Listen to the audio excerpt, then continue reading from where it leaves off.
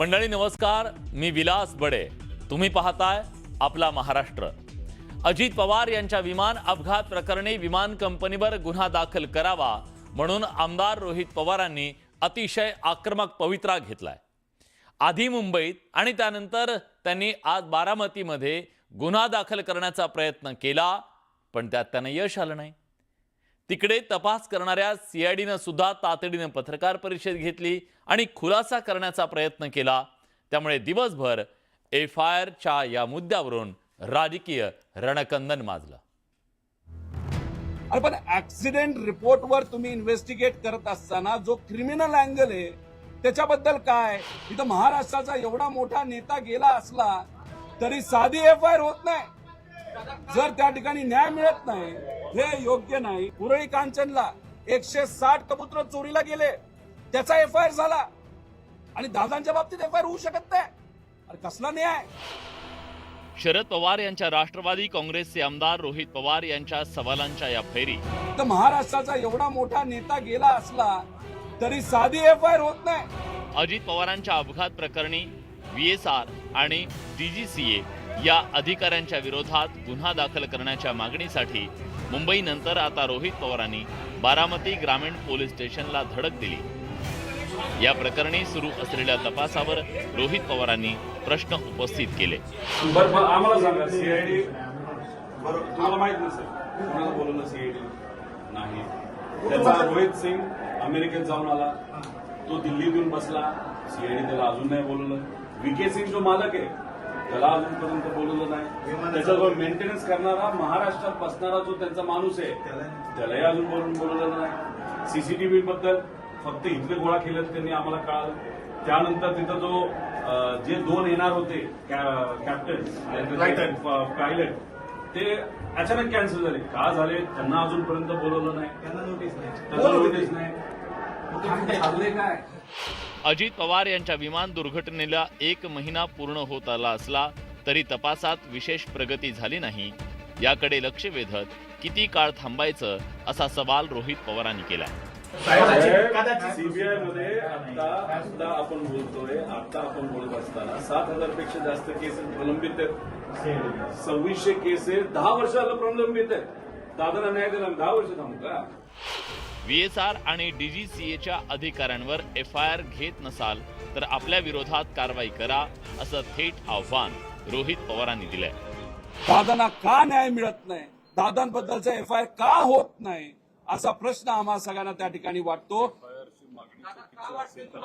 आणि आमचं हेही म्हणणं आहे, इथं असणाऱ्या प्रत्येक व्यक्तीचं कदाचित तुमचं सुद्धा म्हणणं आहे, आम्ही जो एफआयआर दाखल करत आहोत तो जो चुकीचा असेल तर आमच्यावर कारवाई करा.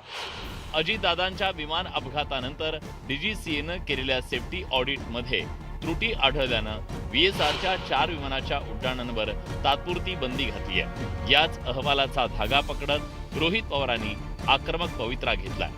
मग मला हा प्रश्न आपल्या सर्वांना करायचा आणि तो प्रश्न मी पोलिसांसमोर सुद्धा केला की मग जर 5च्या 5 आज असणारी विमानं तुम्ही ग्राउंड करता, ते बंद ठेवता, मग अजितदादांना खराब विमान का दिलं गेलं? ते चुकून दिलं गेलं का मुद्दामून दिलं गेलं? या बाबतीतला एफआयआर करण्यासाठी आम्ही सर्वजण इथं आलो. अजित पवारांच्या विमान अपघाताचा DGCA आणि CID कडून तपास सुरू आहे. मात्र या तपासावर कोणाचा तरी दबाव असल्यामुळे हा तपास योग्य दिशेनं जात नाहीये असा आरोप रोहित पवारांनी केला. ह्या सगळ्या गोष्टीकडे बघत असताना कुठेतरी कोणाचा तरी मोठ्या व्यक्तीचा हा हात आहे आणि एफआयआर हा ऍक्सिडेंटवर होतोय.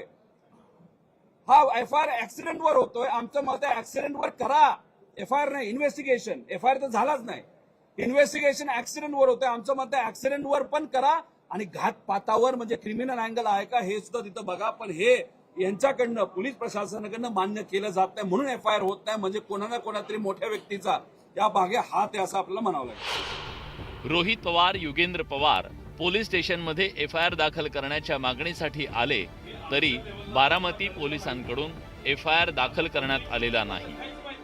कुठेतरी कुठल्या तरी प्रकारचा प्रेशर आहे आणि कोणाला तरी वाचवण्याचा प्रयत्न इथं केला जातो. अशा पद्धतीने पोलीस प्रशासन वागत असल्यामुळे हा घातपात आहे का, हा जो प्रश्न आपल्या सर्वांना आम्हाला पडलेला आहे तो कुठंतरी खरा होताना दिसतोय, असंच एवढं आमचं त्या ठिकाणी मत आहे. मला 100% खात्री होती की एक 10 मिनिटातच इथले सगळे जे पोलीस अधिकारी आहेत ते FIR दाखल करून घेतील, कारण हे सगळे दादांवर प्रेम करणारे अधिकारी आहेत. मोठे मोठे इमारत आणि सोयी सुविधा ह्या सगळ्या अधिकाऱ्यांसाठी आदरणीय दादांनी केलेत. ते त्यांच्यासोबत काम करत होते, पण तसं आपल्याला इथं होताना दिसलं नाही. एखाद्या वेळेस त्यांच्यावर कुठला तरी प्रेशर असावा असं आम्हाला जाणवलं.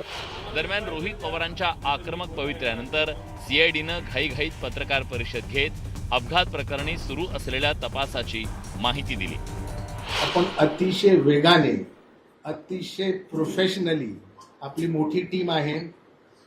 SP CID पुणे हे त्याचे IO आहेत, SP CID नवी मुंबई आणि सर्व त्यांना लागणारे जे काही हेल्पिंग हँड्स आहेत इन्व्हेस्टिगेशनमध्ये ते पुरवण्यात आलेले आहे आणि तपास अतिशय समाधानकारक, योग्य त्या वेगाने, योग्य त्या सुपरविजन खाली सध्या सुरू आहे.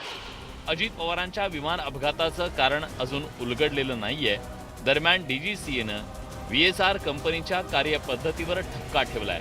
त्यामुळे आगामी काळात यावरून वाद रंगण्याची शक्यता नाकारता येत नाही. जितेंद्र जाधवसह bureau report, news 18 Marathi, Baramati.